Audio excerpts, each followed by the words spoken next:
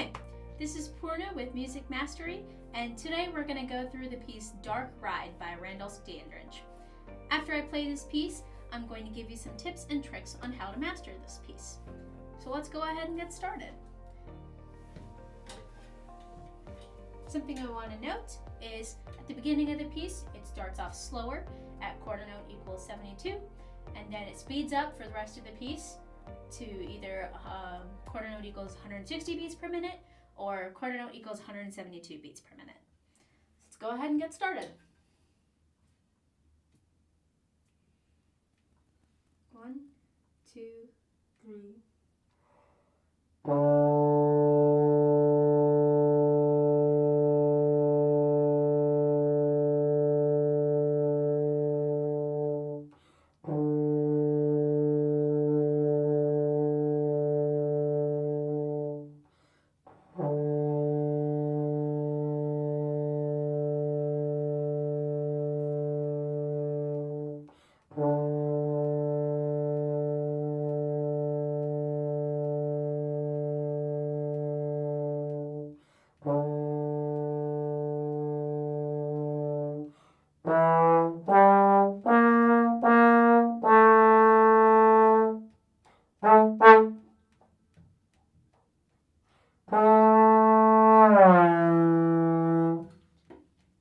Two, 2, 3, 4, 3, 2, 3, 4, 4, 2, 3, 4, 5, 2, 3, 4, 6, 2, 3, 4, 7, 2, 4.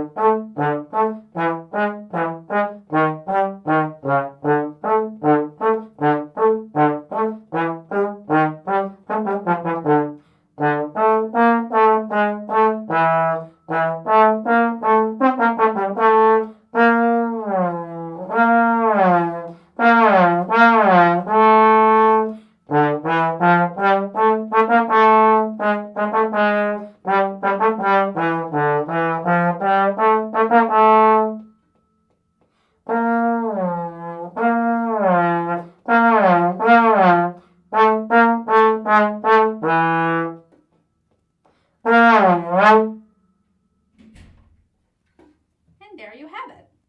Now let's go through some tips and tricks on how to master this piece. And if you see a technique that's not covered in this video, be sure to check out the rest of the Music Mastery lesson library.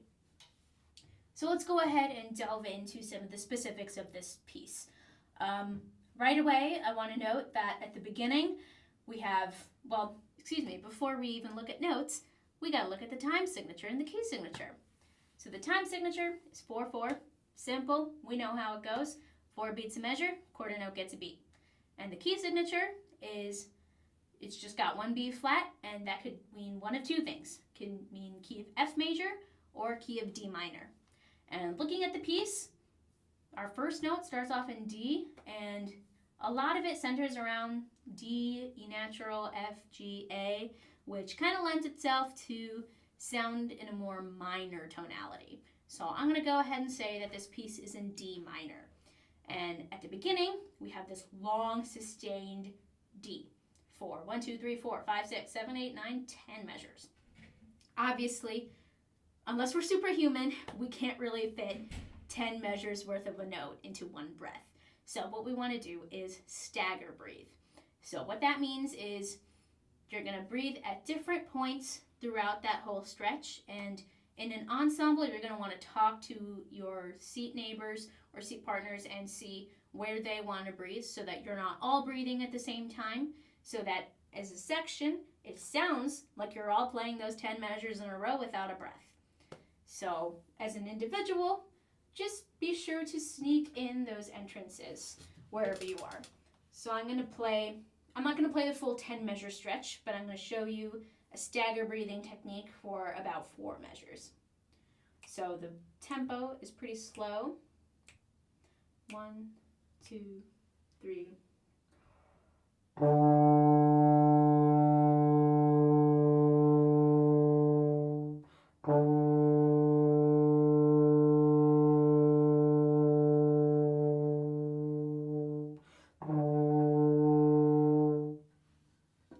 So what I chose to stagger breathe was about every 1.5 measures, just to make sure that I have that sound sustained through, and when I come back in, I'm trying not to make it too obvious. I don't want to do a full harsh articulation because then that'll show the audience that I re-articulated and I broke the entire tie, which is marked in this piece.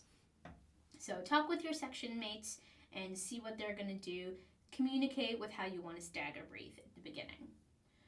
The next thing I want to talk about is at measure 19 through measure 28, it says second time only. And right before that, we have this huge gliss. In measure 17, we start off on an A and we gliss down to an E natural in 7th position.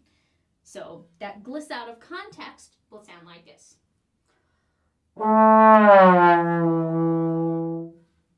And 7th position is really hard for me to reach. So I'm hoping that at this faster tempo, if I were to perform this piece, I just want to stretch out as far as I can go with still having control over the slide though. So if our tempo is 160, that's about here. 1, 2, 3.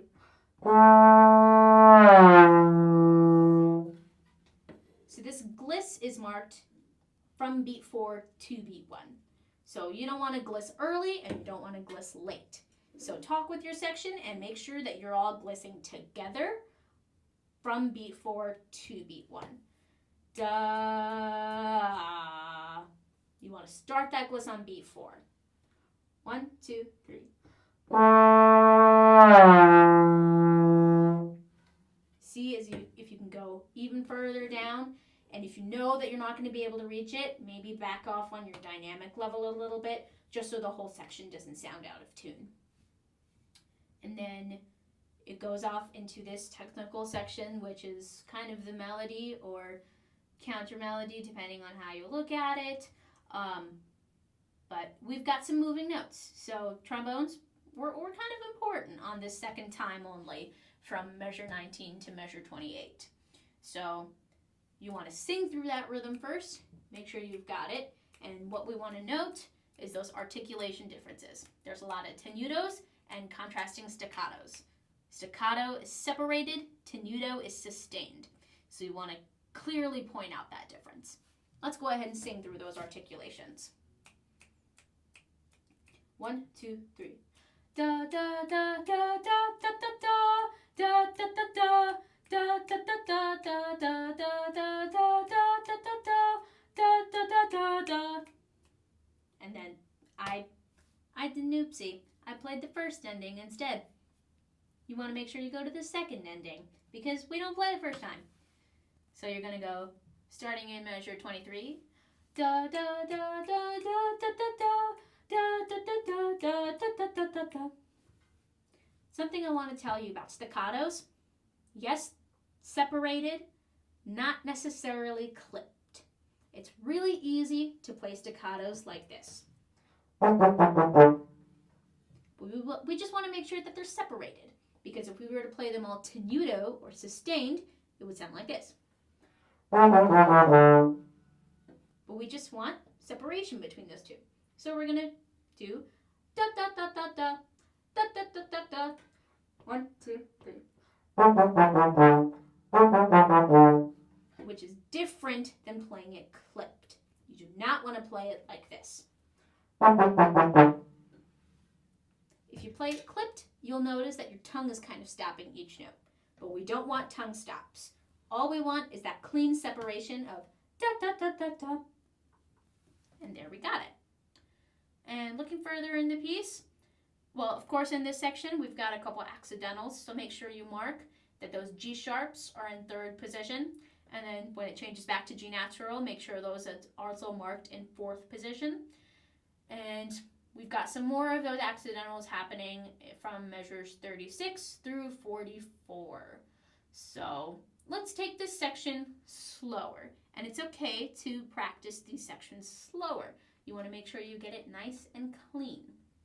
So mark those E flats in third position, G naturals in fourth position, G sharps in third position, E naturals in second position. It alternates a lot. So specifically what I want to look at in that section that I want to slow down is measures 38 and 39. And then that repeats itself in measure 42, and that looks to be about it. So what's normally going to be super fast, I just want to mellow it down just so I can get the notes. So I want dun, dun, dun, dun, dun, dun. This is my tempo that I'm going to practice at. So starting in measure 36, I'm going to play 36, 37, 38, 39. Because that essentially repeats itself. 1, 2, 3.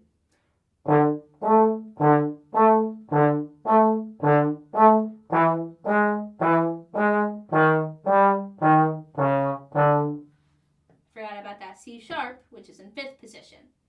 And notice that these are all marked staccato, but I'm not playing them clipped. There's plenty of space for you to play these notes separated and not clipped. If I were to play it clipped, it would sound like this. And it just sounds weird when you play it clipped. You want it to be separated, but you still want each note to sound. So find a happy medium, like this.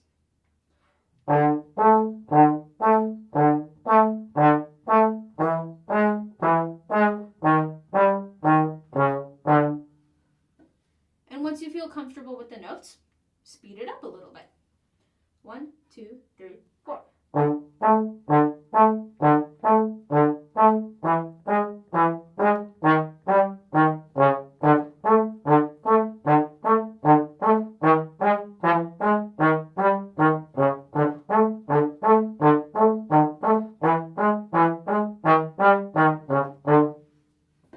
There we go. Bum, bum, bum, bum, bum, bum, bum, bum, bum, bum, bum, bum, bum, bum, bum, bum. And there you have it. Moving on, there are some accents that we have in measure 44 through measure 52, and we have some glisses too. So accents, we know how to play those. Just go ahead and mark those accidentals when you see a G sharp, that's in third position. And these glisses is the last kind of tricky thing that we have in this piece. So we're glissing from a B flat to an E natural.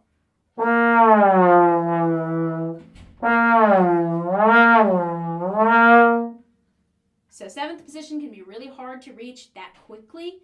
So we just kind of want to make sure that we're giving that beginning of the attack and making that gliss sound like a gliss. So then it can maybe deviate from any tuning issues that you might have from not being able to reach seventh position. And it kind of really helps us out that the composer has written in a forte piano and an accent on each of these fronts of the notes. So I'm going to try practicing that gliss going as far out as I can, but I really want to focus on that accented beginning and then that gliss coming off of beat 2. 1, 2, 3.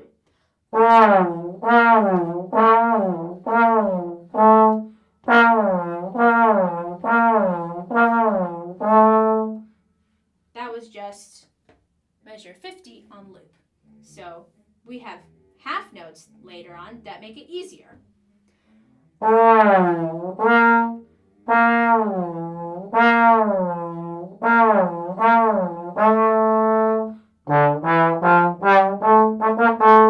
We already know how that section goes. So just make sure that you're slowing things down if you want to practice them, and making sure that for those glisses, you're just going as far out as possible while still having that slide control. And there you have it. Thank you so much for watching. And if you enjoyed these videos, make sure to encourage your peers in your ensemble to subscribe to MusicMastery.band so that everyone in your sections can master their pieces just like you've mastered yours. And be sure to remember that if you're a member, you have up to 3 requests each month. Thank you so much for watching, and we hope to help you master your next piece of music.